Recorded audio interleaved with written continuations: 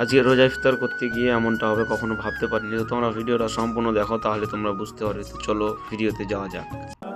আসসালামু আলাইকুম বন্ধুরা, আজকে ছাদের উপরে সবাই মিলে আমরা রোজা ইফতার করব। আমাদের পড়শি ইফতারি অনুষ্ঠান রেখেছে, তাই আমরা দেরি না করে চলে আসলাম যেখানে রান্না বান্না করছে।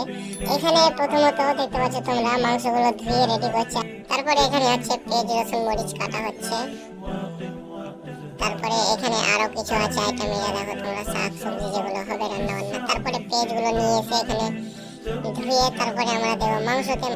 আমরা তো দিয়ে দিলাম, আমাদের রান্না চলছে। তো তোমরা কে কোথা থেকে দেখছো অবশ্যই কমেন্টে জানাবা। আর আমার ফেসবুক পেজে যদি কেউ নতুন হয়ে থাকো তো প্লিজ ফলো দিয়ে পাশে থাকো। আমাদের 5000 ফ্যামিলি জুটে যাবে, তাই তোমরা ফলো দাও প্লিজ, সাপোর্ট করবে বেশি বেশি করে।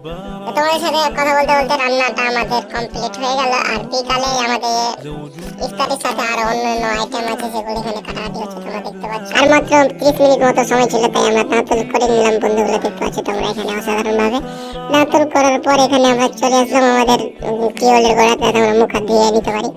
মুখ হাত ধুয়ে তারপরে আমি চলে আসলাম আমাদের গন্তব্য স্থান, যেখানে আমরা ইফতারি করবো।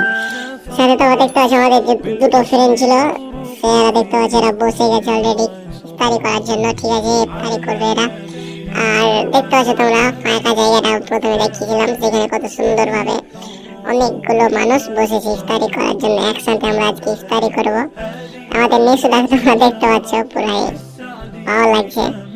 আজকে ভিডিওটা এখান থেকেই, সবাইকে আসসালামু আলাইকুম।